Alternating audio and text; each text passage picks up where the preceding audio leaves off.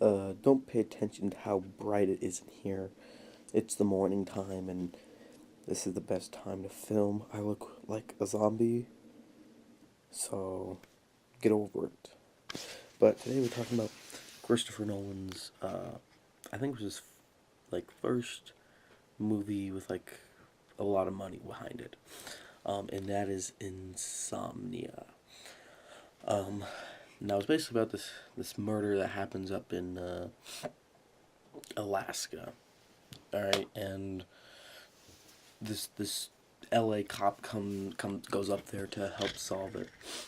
I think because his friend is up there or something.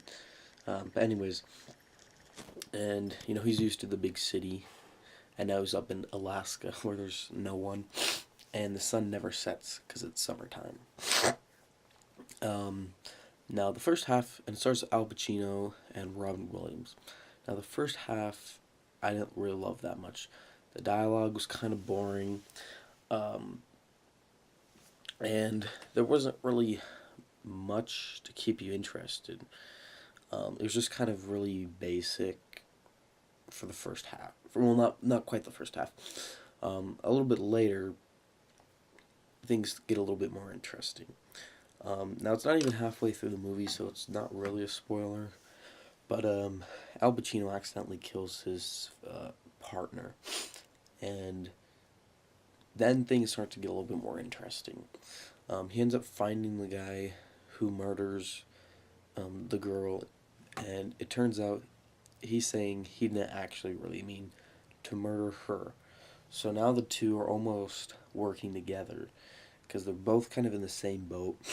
Um, and they both have killed someone that they didn't really want to kill. Now Al Pacino, I don't know. I like Al Pacino in The Godfather and some of his earlier stuff, but once he's older, for some reason, I just don't like him. There's just something about him. I don't know. And but Robin Williams in this movie was great. Um, I think he's a really good dramatic actor.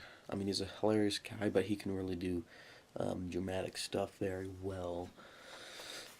I'm gonna check my notes, make sure I don't forget anything. Yeah, so the dialogue, didn't love Al Pacino, wasn't done. Now I did like the opening credits though. The music was just really good.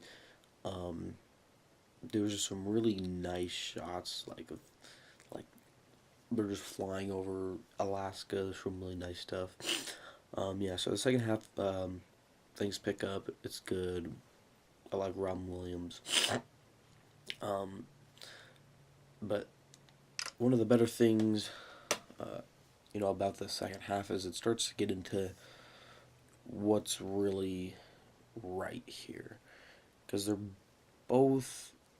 There's a lot of things, about it. Like, is it what they're doing is right? I'm not going to go into it, but you just look at it and you think, you know,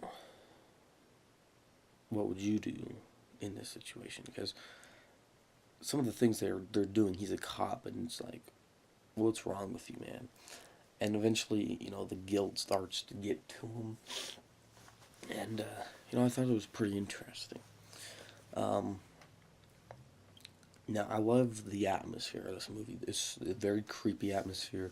I love the Alaskan woods and stuff, and in one of the scenes where it's all foggy, you know, the music, all that was really good. Now, the movie was about 2 hours long, and I'd say for about half of it, I was entertained. Not just like a certain half, but like, oh, I'm entertained here, not here, here, not here.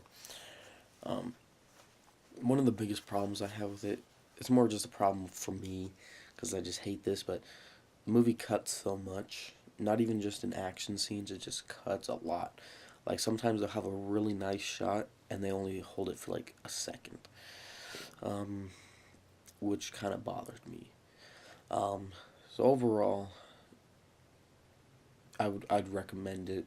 I think some people will love it, some people won't. Kind of just depends on who you are. So I'm gonna give it a 6.5. Not his best movie by far.